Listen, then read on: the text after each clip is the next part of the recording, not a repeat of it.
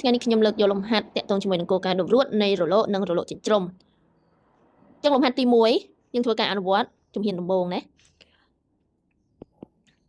ទី1រកសមីការលំយោលតម្រួតនៃលំយោល2ដែលមានទិសដៅនិងព្រៃកង់ដូចគ្នាដូចខាងក្រោមចឹងយើងមើល y អងគេឲ្យ4ស៊ីន100ផៃទេបូកផៃលើ2 y ដឺស្មើនឹង4ស៊ីន100ផៃទេចឹងនេះព្រៃកង់អូម៉េហ្គាគឺដូចគ្នាអ្វីដែលផាខុសគ្នាគឺផាផៃលើ2និង0ហើយ amplitude យើងមើល amplitude ទី1ស្មើ4 amplitude ទី2ស្មើ4អញ្ចឹង amplitude ទី1ទី2ស្មើ4ដូចគ្នាអញ្ចឹងយើងគួរតែដោះស្រាយតាមណាខ្ញុំបន្តពីការបញ្យល់នៃមេរៀនពីដំបូងមកតោះអញ្ចឹងយើងធ្វើដំណោះស្រាយយើងមើលដំណោះស្រាយទី1យើងរកសមីការលំយោល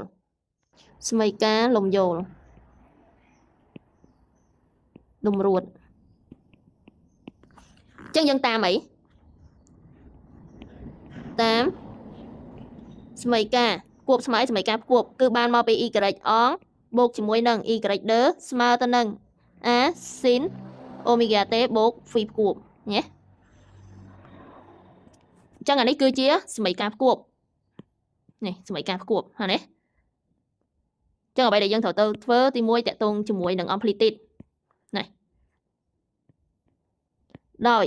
amplitude ទី1ស្មើជាមួយនឹង amplitude ទី2គឺ4សង់ទីម៉ែត្រអញ្ចឹងកាលណា amplitude ដូចគ្នាគឺយើងប្រើតម្រង sin a បូក sin b តោះអញ្ចឹងយើងតាមតម្រង sin a បូកជាមួយនឹង sin b អញ្ចឹងវាត្រូវស្មើនឹងប៉ុន្មានដង2 sin a បូក b ចែកនឹង2 cos a ដក b ចែកទៅនឹង2អញ្ចឹងយើងមើលតម្រងគេបានអីគេបាន y ស្មើនឹង y អង4 sin 100ផៃទេបូកប៉ុន្មានយើងមើលរបស់យើងសិន100ផៃទេបូកផៃលើ2ផៃលើ2បិទមកវិញបូកជាមួយនឹង y ដឺ4 sin 100ផៃទេយើងអត់មាន phi មែនទេអញ្ចឹងតួអានេះរបស់យើងតួអីគេបងគឺតួដល់តួ a ដល់ពេលនេះរបស់យើងដល់តួអីតួ b អញ្ចឹងយើងប្រើជំនួសចូលតាមរូបមុនហ្នឹងមកយើងចាប់4ចេញជាកតាព្រោះ4គឺដូចគ្នាណាអញ្ចឹងនោះ y ស្មើទៅនឹងចាប់4ចេញគុណនឹងមេគុណនេះមេគុណរបស់ sin a បូក sin b គឺស្មើទៅនឹង2អញ្ចឹងយើងគុណថា2តបមកយើងប្រើតម្រង sin a បូក sin b អញ្ចឹងតួ sin អញ្ចឹងយើងមើល sin a របស់យើងនេះ sin a របស់យើង100ផៃទេបូកផៃលើ2អញ្ចឹងយើងបិទទៅហើយ100ផៃទេបូកផៃលើ2តបមកអានោះរបស់ a បូកជាមួយនឹងតួ b នេះតួ b យើង100ផៃបូកតួ b 100ផៃចែកទៅនឹង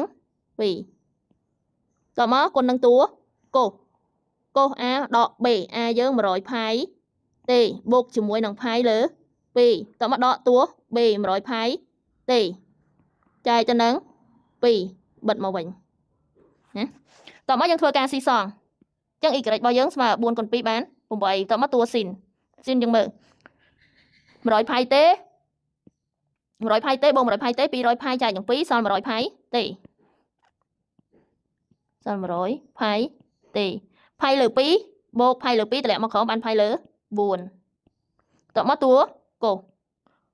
cosយើងមើលតួ cosយើងមើលសិនតោះតួ cosយើងមើល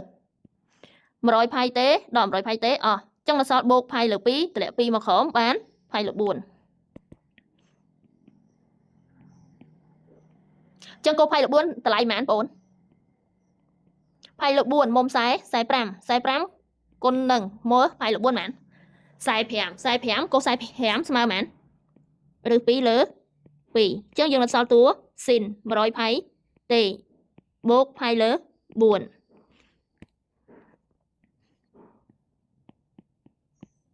ដូចនេះសមីការរលក y ស្មើទៅនឹង8ចែក2បាន4ឬ2 sin នៅសល់អី100ផៃទេបូកផៃលើ4ຂະຫນាត់ចុងក្រោយគិតជាសង់ទីម៉ែត្រណានេះអញ្ចឹងមានកន្លែងចម្ងល់ណាឆ្ងល់អីអាចខមមិនខាងក្រោមដើម្បីខ្ញុំធ្វើដំណោះស្រាយជូនអូខេ